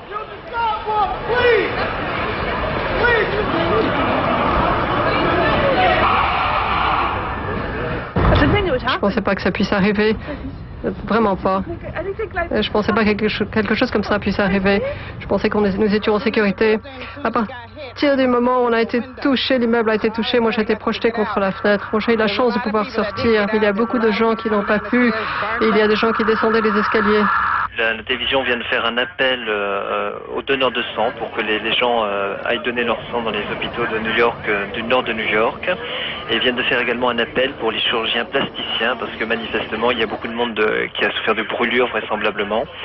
Donc un appel est fait, mais malheureusement personne ne peut y accéder puisque les aéroports sont entièrement fermés ainsi que les trains, il n'y a plus aucun moyen pour y arriver. Vers midi, heure locale, la plupart des immeubles de bureaux de Manhattan, même ceux situés très loin du lieu de l'attentat, ont été évacués. Voilà, et puis je le disais, évidemment, outre l'impact émotionnel extrêmement fort outre l'impact diplomatique dont on voit qu'il commence à se mettre en branle avec ce Conseil de sécurité à Matignon, ce Conseil restreint à l'Élysée, cette déclaration imminente du président Chirac, la réunion de l'OTAN, la réunion de l'ONU, toutes les capitales qui, à commencer par Moscou, convoquent leurs cellules de crise. Alors à propos de cellules de crise, tout de suite, je vais vous donner d'ailleurs le numéro de celle du Quai d'Orsay, le Quai d'Orsay qui donne un numéro de téléphone à disposition de tous ceux qui peuvent avoir des amis ou de la famille outre-Atlantique. Voilà ce numéro, le 01 45 55 8000.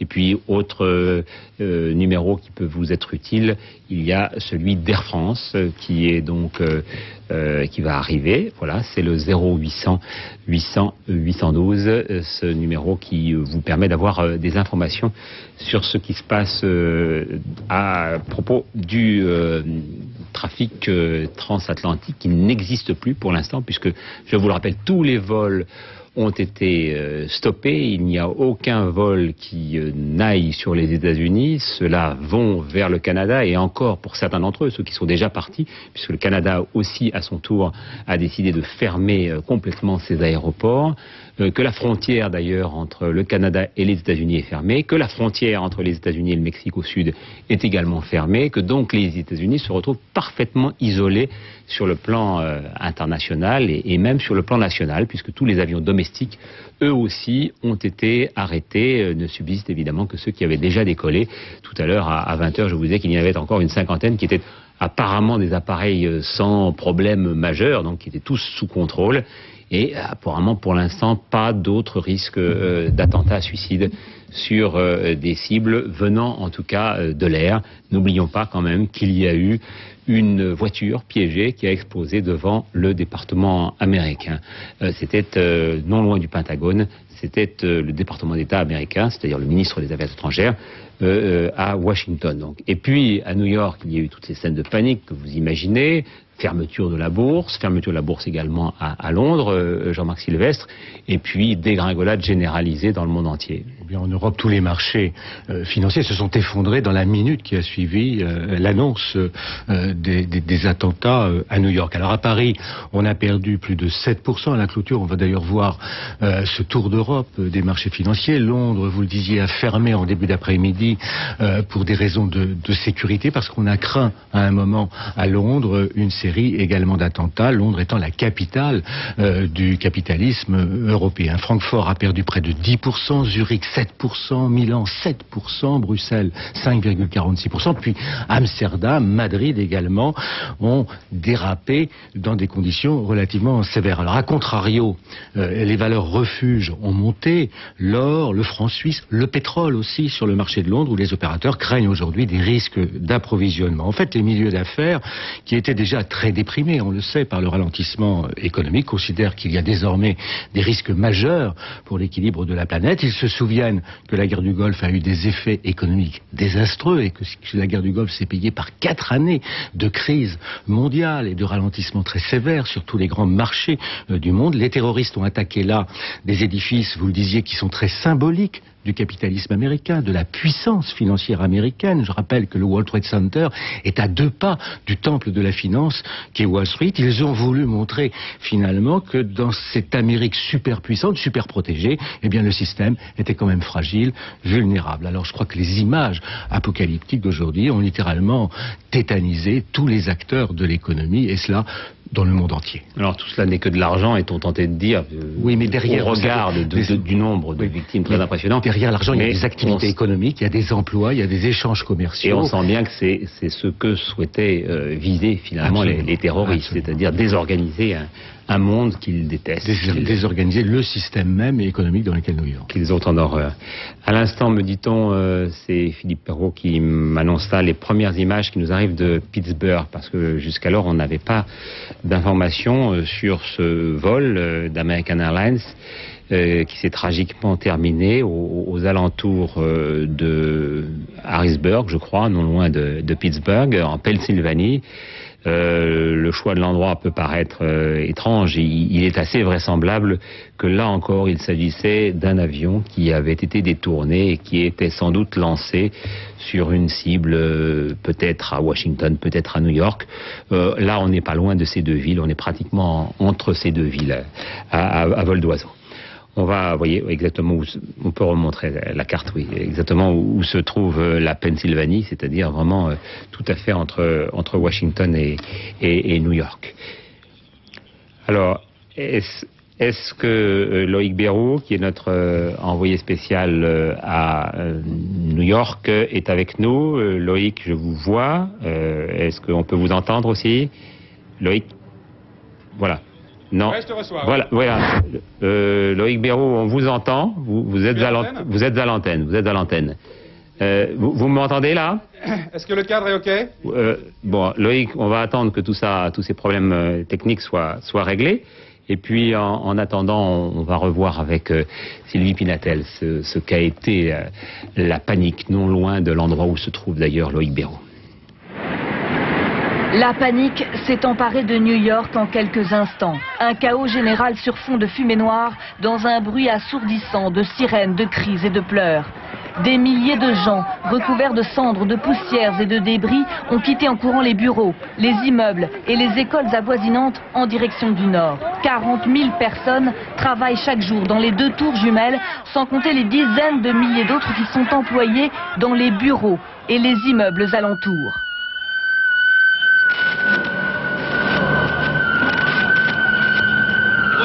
Ils ont dit d'aller au nord.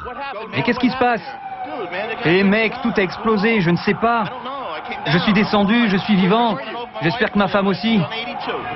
Les parents qui avaient déposé peu de temps avant leurs enfants à l'école sont revenus affolés les récupérer.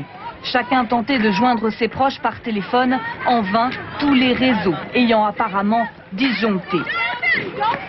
Au carrefour, les policiers tentent de faire la circulation entre les piétons et les véhicules. Ambulances et camions de pompiers circulant, sirènes hurlantes. Le maire de New York a demandé à ses habitants de quitter le sud de l'île de Manhattan en bon ordre. Je demande instamment aux New-Yorkais de garder leur calme, a-t-il dit. Peine perdue, c'est bien le chaos qui règne ce matin à New York.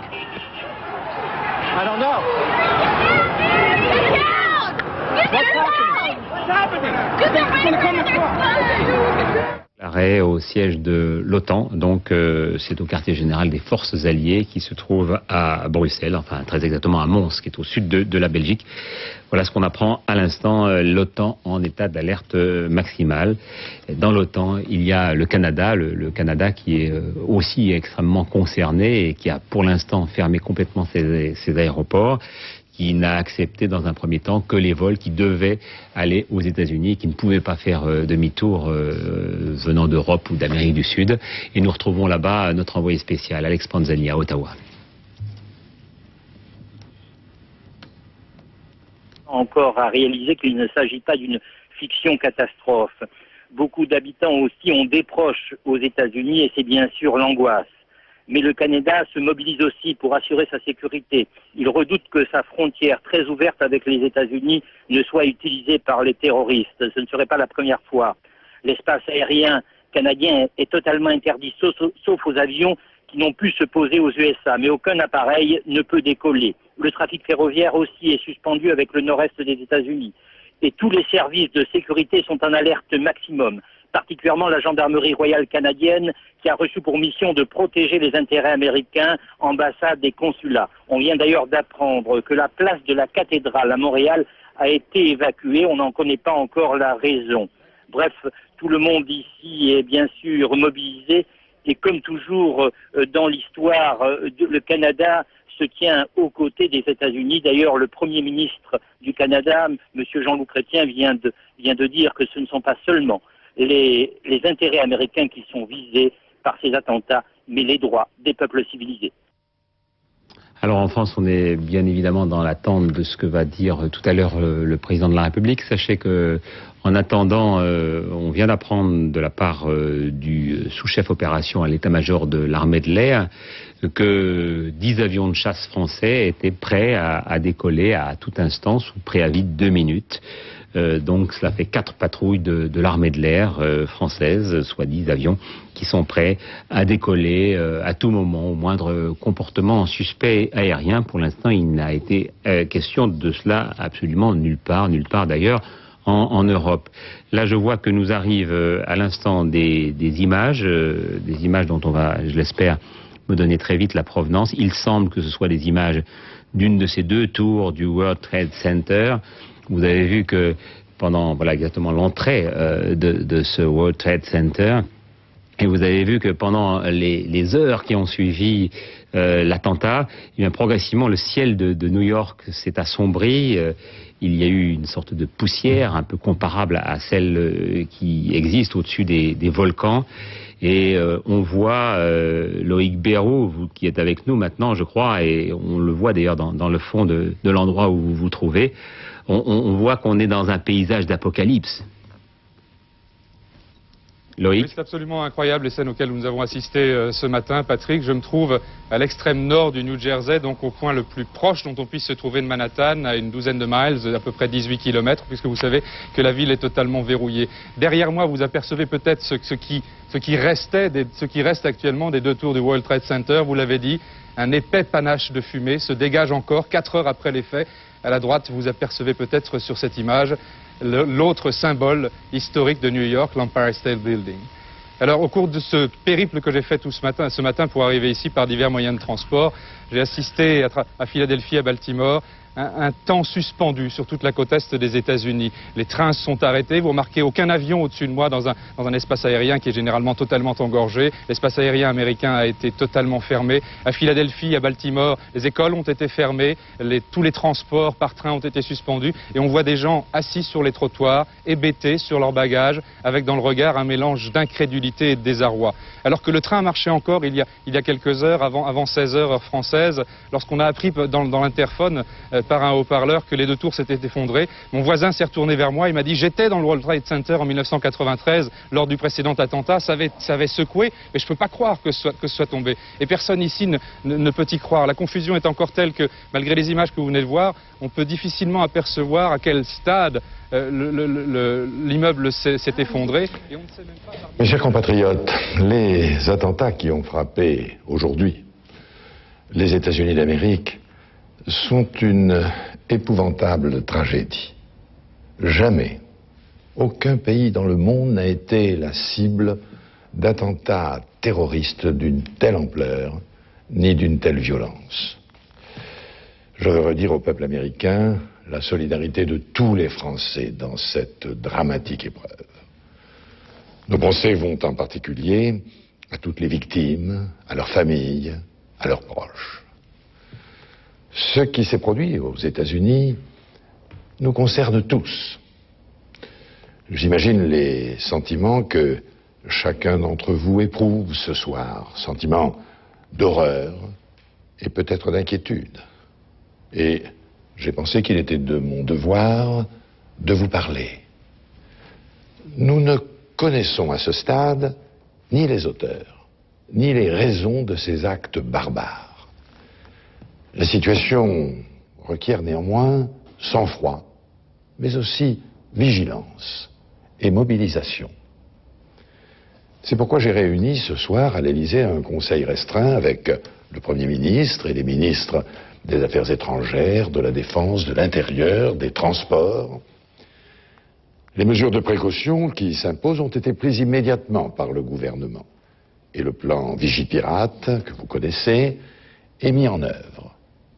Nous agissons avec le Premier ministre, bien sûr, en étroite concertation et évidemment tous les pouvoirs publics sont mobilisés.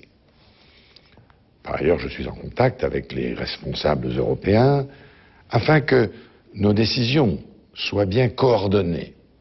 Et je viens en particulier de m'entretenir longuement avec le chancelier allemand, Schröder, et le Premier ministre britannique, Tony Blair. La France sait qu'on ne peut lutter efficacement contre le terrorisme que par une action déterminée et collective. Et elle fera ce qui doit être fait. L'intervention du président de la République, pardonnez-nous de vous l'avoir passé d'une manière inopinée, mais c'était en direct. Et pardonnez-nous également Loïc Béroux. Loïc Béroux, donc vous étiez en train de nous raconter les scènes de panique qui sont encore aujourd'hui le théâtre des rues de New York. Oui, je vous disais que la confusion était telle qu'à l'heure actuelle, on ne sait pas encore lequel des 4 avions qui ont été donc piratés et pris en otage s'est écrasé pour 2 d'entre eux donc dans les tours du World Trade Center, pour un autre sur le Pentagone et pour le dernier en Pennsylvanie. Alors, l'ensemble de Lower Manhattan, ce qu'on appelle Lower Manhattan, la partie la plus sud de l'île de Manhattan, est en train d'être évacuée. Le gouverneur Pataki a fait appel à la garde nationale pour aider dans ces scènes de confusion. Des dizaines de milliers de personnes dans les rues, vous imaginez, qui pour la plupart habitent la banlieue et ne peuvent pas y aller, puisque tous les moyens de transport sont interrompus, les tunnels sont fermés pour sortir de cette île qui devient pour le coup une réelle île.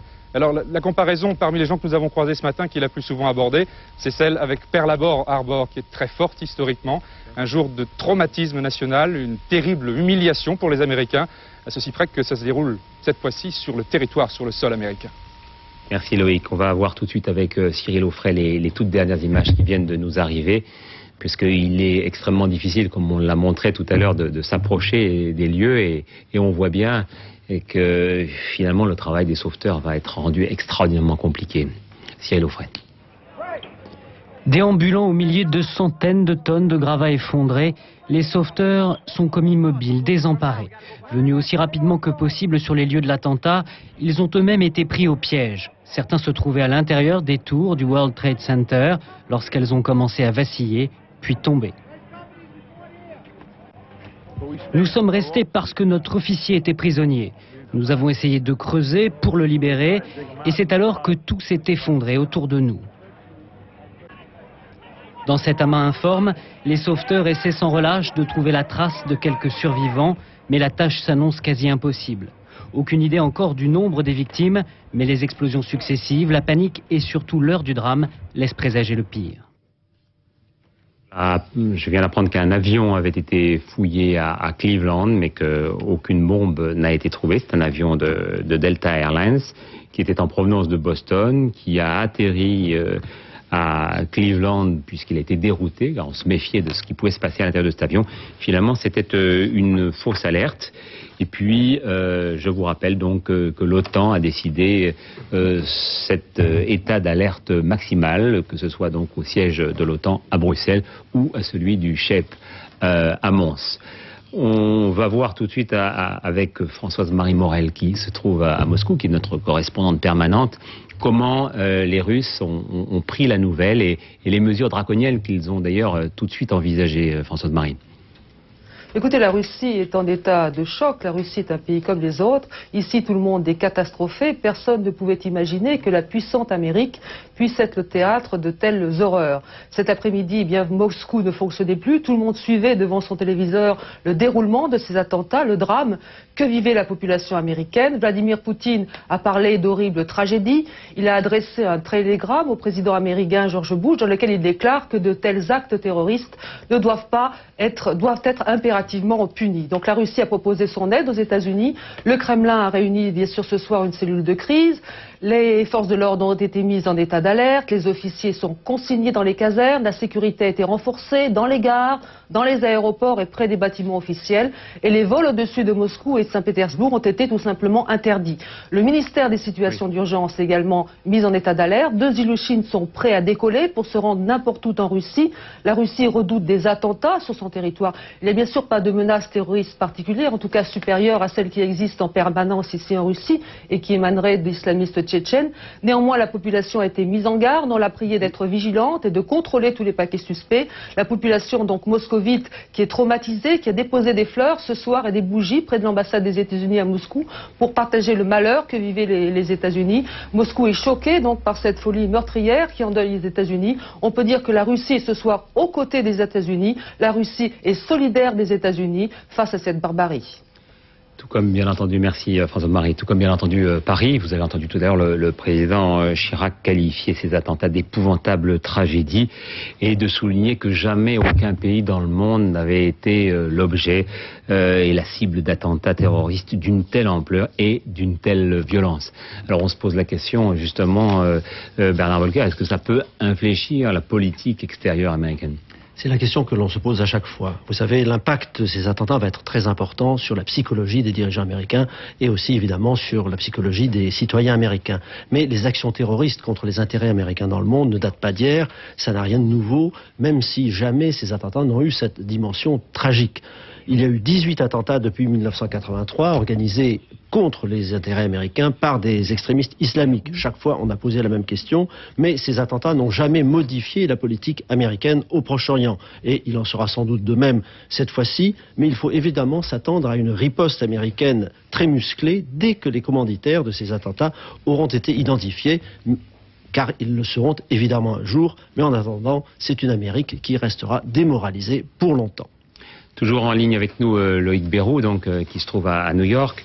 Loïc, une information qui vient de nous parvenir, évidemment, pour l'instant, il est très difficile de démêler le vrai du faux, mais hélas, pratiquement tout ce que nous avons annoncé depuis le début de cet après-midi, soit depuis 3 heures, s'est révélé, s'est avéré. Une information nous laisse entendre que peut-être l'avion de Pittsburgh aurait été abattu par la chasse américaine. Vous avez entendu parler de cela, est-ce que ça vous paraît plausible ?